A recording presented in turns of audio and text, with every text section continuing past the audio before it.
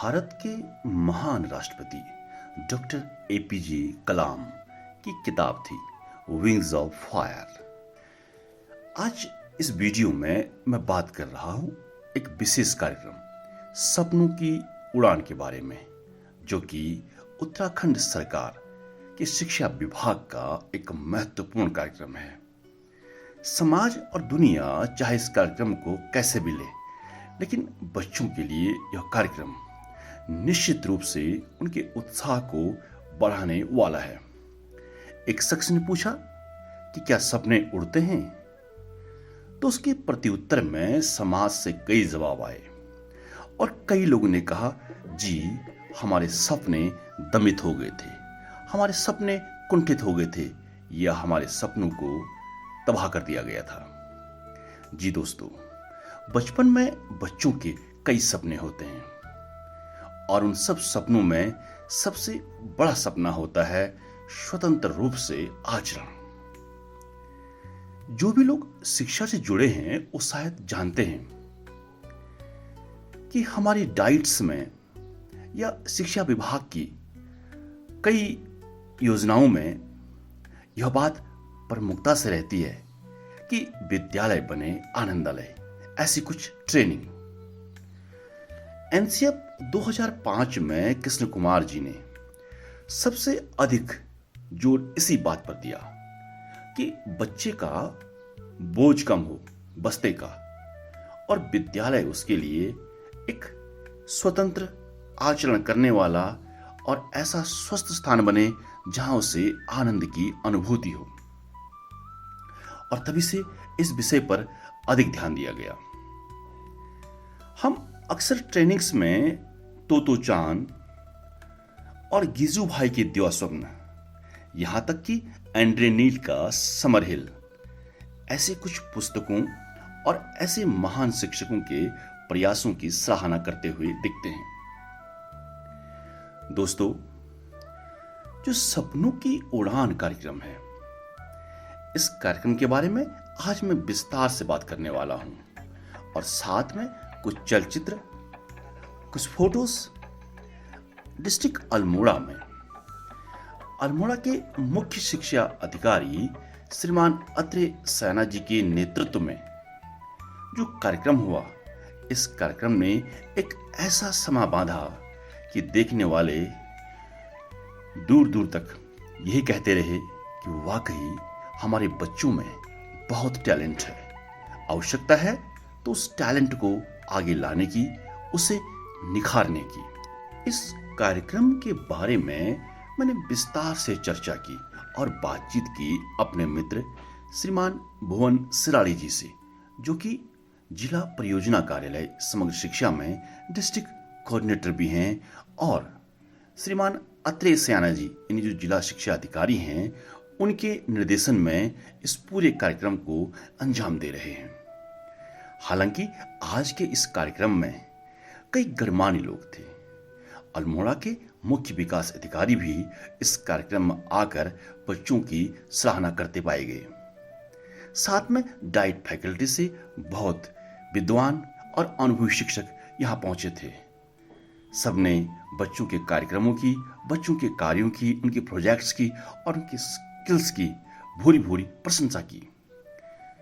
तो सिरारी जी के साथ मेरी आज जो बातचीत हुई और उन्होंने जो बताया मुझे इस कार्यक्रम के बारे में, वो मैं आपके साथ साझा कर रहा हूं। उन्होंने कहा कि उत्तराखंड शिक्षा विभाग द्वारा आयोजित सपनों की उड़ान कार्यक्रम का उद्देश्य बच्चों में कौशल विकास और आत्मनिर्भरता को बढ़ावा देना है, जिसमें सांस्कृतिक और शैक्षणिक प्रदर्शनियां शामिल होती हैं।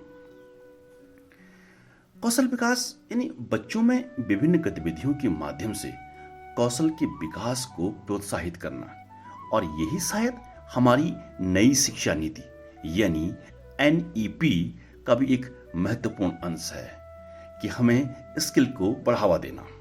और हमारे माननीय प्रधानमंत्री नरेंद्र मोदी जी कई बार कह चुके हैं कि हमें स्किल इंडिया के लिए काम करना है, हमें डिग्रियां और सर्टिफिकेट जमा नहीं करने हैं, बल्कि हमें ऐसे युवा और ऐसे नागरिक चाहिए जिनके अंदर किसी कार्य को अंजाम देने का कौशल हो।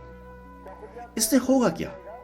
इससे भविष्य में बच्चे आत्मनिर्भर बनेंगे, सेल्फ डिपेंड बनेंगे।